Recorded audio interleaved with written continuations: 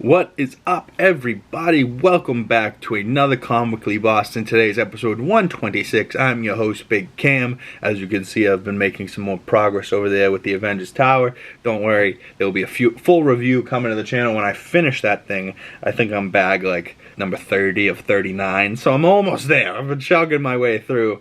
Last night I was watching some of the Daredevil Netflix series that's now on Disney Plus, starring Charlie Cox and Vincent D'Onofrio's Kingpin. I got 2 episodes in, and I forgot just how good that show is. Like, it's just... Go check it out if you haven't, because it's really worth it. Especially if you've been liking what you saw from Charlie Cox as Daredevil in She-Hulk or Echo. That show is prime. You know, it's just peak. Like, oh, so good. And seeing what them going to be in Daredevil Born Again, I'm super interested about that. But today, if you guys know me from Comically Boston's previous, we talk sports first, and then we're going to talk some news. We're going to talk a little bit about The Last of Us, She-Hulk Season 2, Daredevil Born Again, Spider-Man 4, The Last of Us Part 2 Remastered video game that just came out, dropped today. I'm recording this a little bit early. This is Friday. So Monday the 22nd is when this is dropping, and I'm recording this the Friday previous on the 19th. So if I'm missed some updates from over the weekend, don't hurt me, don't yell at me. I'll be talking about them the following week. But another Monday podcast for you guys, and we're going to be going through the 75th Annual Emmys Award winners. That was last Monday, and it was hosted by Anthony Anderson, and it had a bunch of tributes, but we'll run those down and talk about the winners and talk about the big winners, the big shows that won, and talk about some people that got snubbed. But that will be toward the middle and end of this video, and then at the very end we'll talk about some more shows and stuff that I've been watching that I want to keep watching and that we'll talk more about in the future. But first, let's talk about my Celtics. The Boston Celtics faced the Raptors last week, and we beat them with Mr. Derek White leading the way. He had 22 points, 105-96 victory over them. Drew Holiday came out, did his damn thing, 22 points, 7 assists, 6 rebounds, 2 blocks for him. Player of the game for Derek White and Drew Holiday, both dropping 22. Drew Holiday wins the player of the game. Derek White's been playing super consistently, and I believe versus the Raptors last week they had some people out. I believe Tatum didn't play or somebody didn't play, maybe Porzingis and Brown or something like that. They didn't play. So JT coming back against the Spurs Wednesday night. We, of course, beat Victor Wembanyama.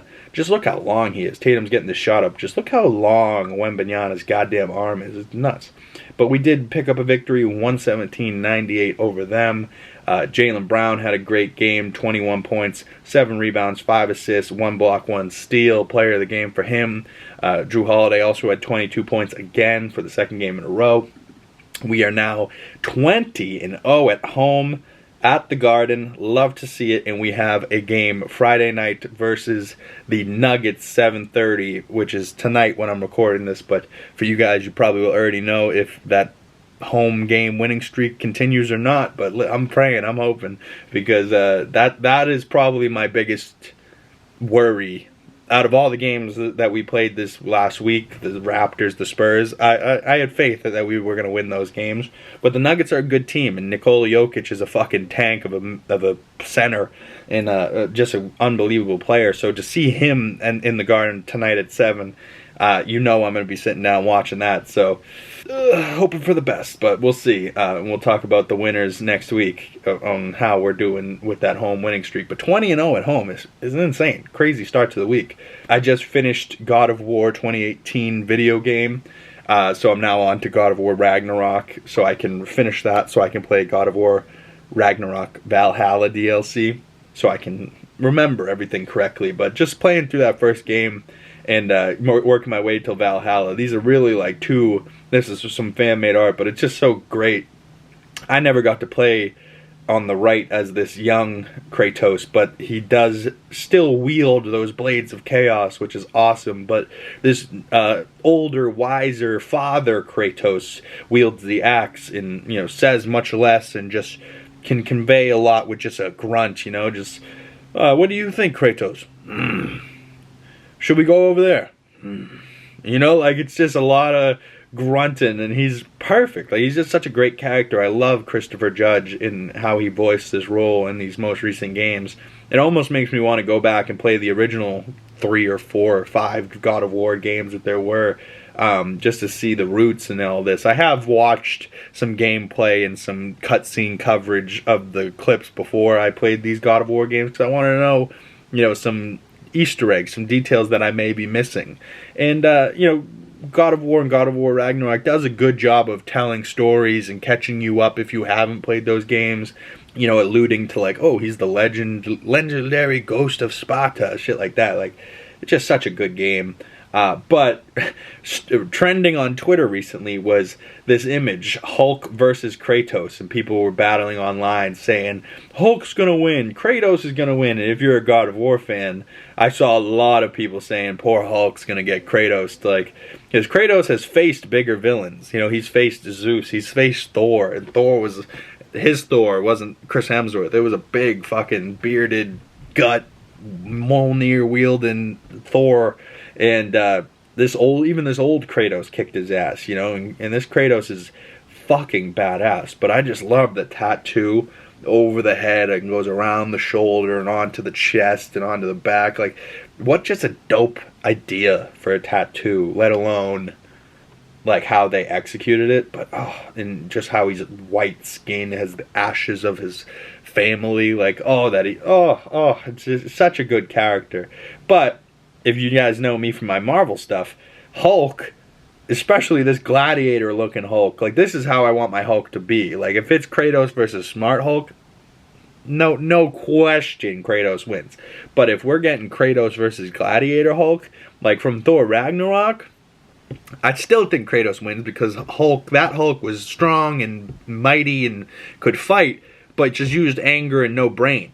Now that we've gotten to the point of the Smart Hulk, and we have the brains up here, I want us to revert back, right? Because Mark Ruffalo has given this character an arc. Every movie, he hasn't been the same angry rage monster. He's gotten a little bit smarter, a little bit this, a little bit that, a little bit that, a little bit, to the point now where Ruffalo's Bruce and the Hulk are both the same, and they're Smart Hulk, and he has possession of the brain, but Hulk has the body, and he mixed them both together.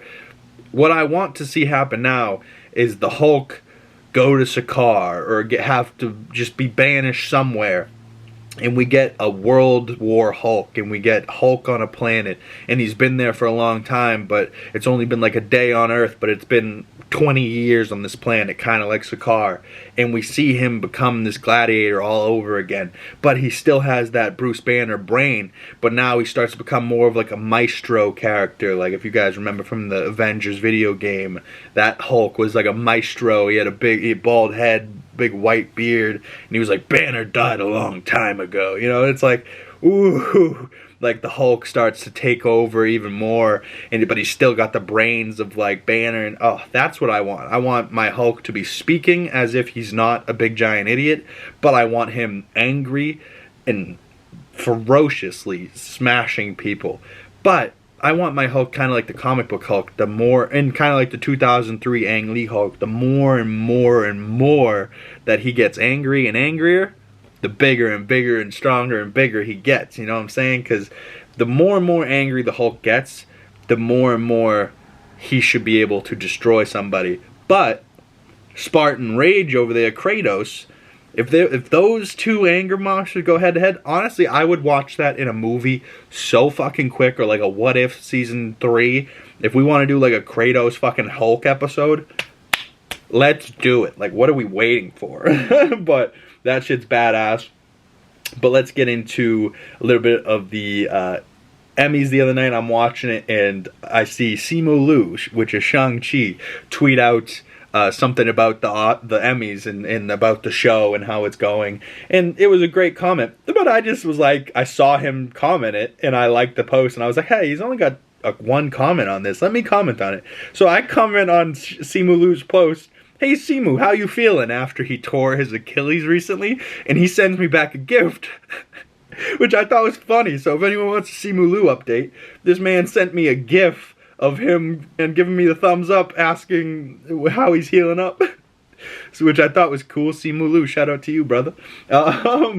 just recently I did movie reviews for Predator, and I did 1978's Superman, directed by Richard Donner, starring Christopher Reeves as Superman. And watching that movie really just makes me more and more excited to see James Gunn version of these characters, because that was the movie he grew up watching, and he's like basing it off of, but he's also basing it off of like a newer comic run, but they're going to be younger, they're going to be it's just going to be really, really good. And David Cornsweet as Superman, I think, is going to be great. Rachel Brosnahan as Lois Lane is going to be unbelievable. And I believe that's Nicholas Hoult as Lex Luthor. I don't know if he's going to be bald head or keep his nice brown head of hair, but fuck it, go bald head and Lex Luthor it up. But from that most recent Superman movie that I watched, or not the most recent, but the 1978 Superman movie that I watched, Lex Luthor's Gene Hackman had Taskmaster, Miss Techmonger, his like assistant slash girlfriend slash like secretary, if you would. And then there was also Jimmy Olsen in that, which was like Clark's best friend and like photographer for the Bugle, or Planet, the Daily Planet. You know, I'm very interested to see this cast that he's building out for this Superman movie, and it just keeps getting better and better. And James Gunn, I think, is in very, very good hands. But moving on a little bit, right before we get into the winners for the Emmys, I just want to say that The Last of Us didn't win any awards at the Emmys, but apparently there was like a ceremony of like minor awards, because like everything that was named at the Emmys that was like presented on live TV wasn't all of the awards, I don't believe.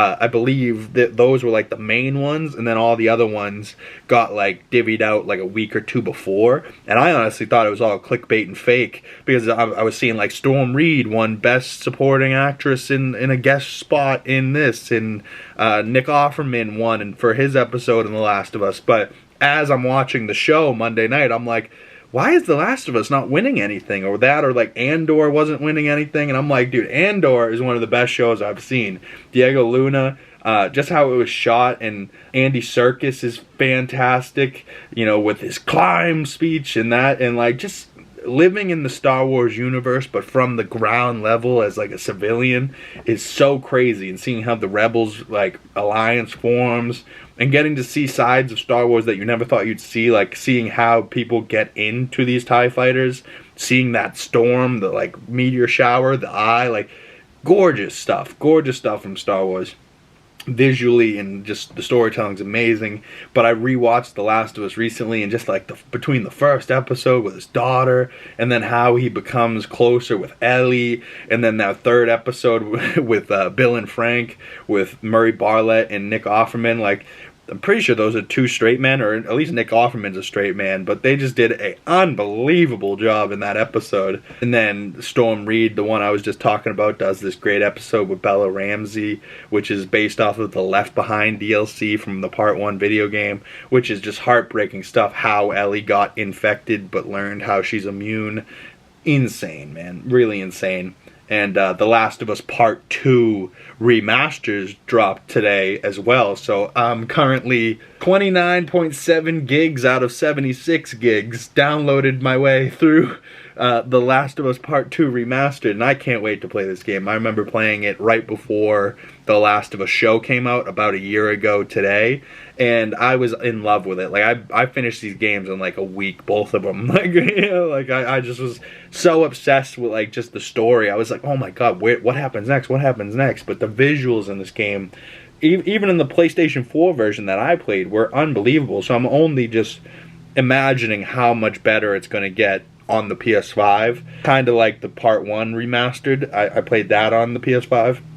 And it looked friggin' phenomenal, but this view here with Joel sitting on a horse overlooking Wyoming and the Jackson like town that they're in, but Joel himself beat up, scarred, you know, he's been through a battle, and how that first game ends, like, I'm not going to spoil it here for you guys, but go play that first game or go watch the first season of the show. Pretty much the same thing, but if you really, really, really want to appreciate that first season of the show even more, go play the first game, even if you're not a gamer, right? Like, I'm not into zombies. I'm not into like those type of games at all. I'm not into games that scare me.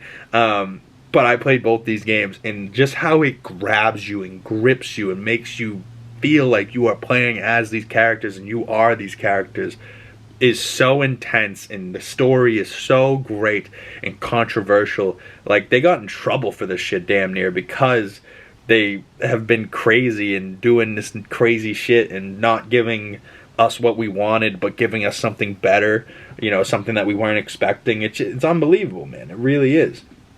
And then we play as Ellie. She has to go through Seattle and all types of places, and Ellie becomes this badass bitch. But between the flashbacks of her learning how to swim and the flashbacks with Joel, like, I'm not ready to see Pedro and Bella Ramsey do this season 2. And I'm curious because the director and Craig Mazin and Neil Druckmann, the guy that created this game, is changing it ever so slightly from the first season to the game and adding things better. You know, like, like, I thought part 2 was amazing, but if they're just going to add stuff and expand stuff and make it better, I'm excited for what these guys are up to. These guys are going to ruin me. I'm really, like, going to ruin me.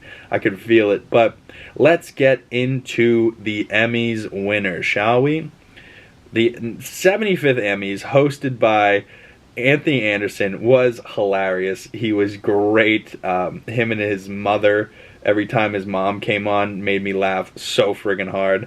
I really did. Like, his mom was hilarious the whole show. Anthony Anderson hosts, and they do tributes throughout the show to show legendary shows that have been turning 25 years old this year, like The Sopranos, Martin, Cheers, Always Sunny in Philadelphia. They came up and presented as a group. Grey's Anatomy presented, Ally McBeal, All in the Family, Game of Thrones. He even did like a little walked up to the Game of Thrones chair, and which is obviously Anthony Anderson's one of his favorite shows. Peter Dinklage then presented the award. Love Tyrion. But the winners for the night, I'm just going to run through them. Iowa Debris for The Bear. Now, The Bear won quite a few friggin' awards. Shout out to them. The whole group won. But Iowa Debris for The Bear. Jennifer Coolidge won again for The White Lotus. Quinta Brunson won again for the Abbott Elementary. Shout out to them. Matthew McFadden won for Succession. Eben Moss Bachrach won for The Bear. Jeremy Allen White won for The Bear. John Oliver won for Last Week Tonight. Won again, he always does. Niecy Nash Betts won for Supporting Actress in Dahmer. She's great. She gave a great speech as well. The Bear's director and writer, Christopher Storer, won for The Bear. RuPaul's Drag Race won one. The writing team for John Oliver Last Week Tonight won. The Best Talk Series goes to Trevor Noah, The Daily Show. Shout out to them. Kimmel and Fallon and Myers and Colbert still have yet to win. Those poor guys. They're nominated a bunch, but they never win, even in their categories. And they got John Oliver out of their category, and they still didn't win. So shout out to Trevor Noah. But Best Director and Writer of Limited Series, 2 different awards. Limited Series or Anthology Series goes to Lee Sung-jin for Beef. Unreal. Haven't seen Beef yet, but they won a bunch of awards. We'll get to them. Paul Walter Hauser won for Blackbird. He gave a great speech, and that guy's full of charisma. He's hilarious. He was like eating dried mango as he was walking up. He was like still chewing. I'm like, this guy's was so one of a kind. And then he like had like almost like a rap, like written funny speech, but like it was good. I really enjoyed his speech. Jesse Armstrong, the writer for Succession, won. Best Directing in a Drama Series goes to Matt Myland for Succession. Elton John became a EGOT for Elton John Live. So he's now got the Emmy, the Grammy, the Oscar, and the Tony. So he's now an EGOT, which is like one of 13 or one of 19 people that have ever done it in the world. People on that list like Viola Davis. There's great people on that list. Stephen Ewan won for Beef. Ali Wong won for Beef. Beef won Best Limited Series. Lead Actor in a Drama Series, Kieran Culkin won over Logan Roy, Brian Cox over Pedro in The Last of Us. I really thought they were going to give it to Pedro. Pedro, when he was presenting earlier in the night, said a hilarious bit because in the Golden Globes, Kieran had said something to Pedro. Like Pedro lost, and he was kind of like, oh. And Kieran steps up there and goes, "Suck it, Pedro, this one's mine." And then, so of course, at the Emmys, Pedro's presenting, he's in his sling, so he's got his arms slinged up, and he's like, I just want to take a moment to make this about me for a second. Everyone's been asking about my arm. It's actually my shoulder, and Kieran Culkin beat the shit out of me. And it was hilarious the way he said it, and then he just slides back into the best actor in a leading drama series. And you're like, oh my god, he's the best. There's a reason everyone loves Pedro. It is because he's a legend. But Kieran Culkin won. Gave a pretty funny speech. He had to rip off his jacket because he couldn't get the button off, so he just took it off, threw it on the floor. He goes, "Don't pick it up. Please don't pick it up. Just leave it." He goes, "I'm a mess." And his speech was hilarious because I really didn't think he thought he was going to win. And then his sister in the show, Sarah Schnook, won also for Succession. And then Best Comedy Series goes to The Bear, and Best Drama Series goes to Succession. So Succession had 6, The Bear had 6, I believe The Beef had 5, but through the winners of the night, it was pretty much just Beef, The Bear, Succession. Andor had 8 noms, no wins. Better Call Saul, through all of its show, no wins. Bob Odenkirk, it's very sad. There was no The Last of Us winners at the show, but like I was saying, I believe there's a bunch of awards that got issued before the show, but were minor ones, like Best Guest Star, stuff like that. So I think The Last of Us won some awards, but didn't win any at the show, which made me upset, because I really wanted to see Bella or Pedro win. But I will say this, if The Last of Us Season 1 was good, and The Last of Us Season 2 is anything like the game, Bella Ramsey will be getting some noms and hopefully winning for her performance in Season 2. Same with Caitlin Dever for Abby's character in The Last of Us Part 2. I think that show, it could be nuts. Let's be real, it's just going to be nuts. But overall, though, I haven't seen The Bear or Beef, so now after all that sweeping of awards they just did, I almost have to go see both those shows. Both of them came highly recommended, so we're gonna have to check it out. But I have seen Succession, and I will say that Tom Wamsgans and Pinky here, what was her name in the show? I don't remember her name in the show, but Sarah Snooks plays the daughter of the family, and damn, what is her name? I can't remember her name to save the life of me, but Sarah Snooks won her award as well.